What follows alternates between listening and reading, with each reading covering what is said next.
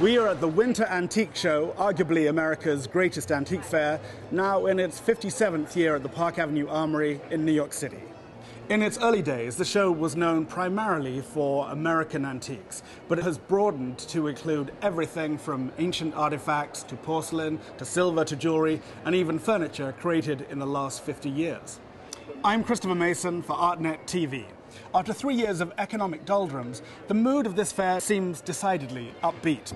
On opening night, the aisles were crammed with people, much more than last year, and red stickers were popping up all over the place for multi-million-dollar items. I heard one woman buying a large 19th century painting and inquiring, "Could you wrap it to go?"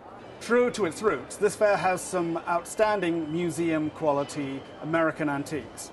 This mahogany pier table, Carswell Rush Berlin, is an outstanding example of the American neoclassical style from the 1820s. The asking price for this masterpiece is $695,000.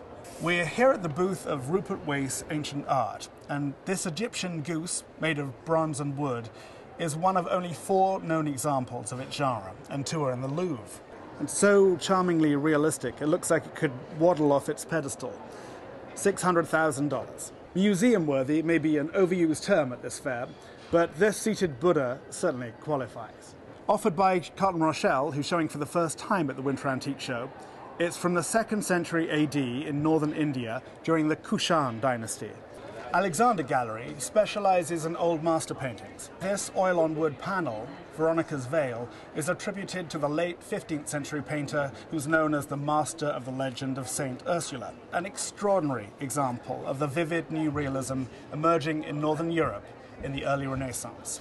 On offer at $675,000. At the booth of Peter Feiner is this magnificent field armor made for the armory of Julius, Duke of Brunswick, circa 1565. $3.74 million. We came across an exceptional museum-quality installation of sculpture from the Renaissance to the 19th century at the booth of the London-based dealer Daniel Katz. One of the jewels at his booth is this exquisitely carved bas-relief of a young man, Venetian, circa 1520, $150,000. At H.P. Krauss, we found this fascinating portrait by Henry Herschel Hay Cameron of the 5-year-old Virginia Woolf, $28,000.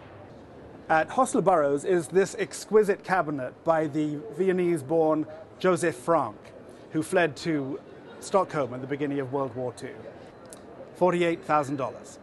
On offer at Herschel and Adler is this rustic pair of armchairs from the Adirondacks. They're quirky and quintessentially American, and $27,500 each. A la Vieille Russie, a dealer known for Fabergé eggs and other Russian imperial treasures, is offering this chain made of diamonds, sapphires and rubies set in 15-karat gold, English.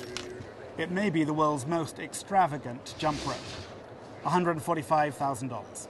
This Japanese landscape by Tani Buncho, dated 1804 to 1810, is the highlight of Joan Mervis's booth, $88,000. At the booth of Donald Ellis, who specializes in historical Native American art, we find this exceedingly rare ceremonial mask from the Alaskan Yupik tribe. These masks were usually discarded after being used.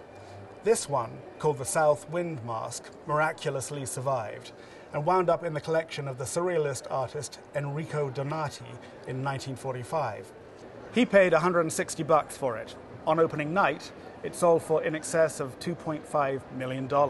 It's pieces like the Yupik tribal mask that makes coming to the Winter Antique Show such a remarkable experience, attracting museum curators, serious collectors, and socialites in search of a bauble or a drop-dead masterpiece. I'm Christopher Mason for Artnet TV.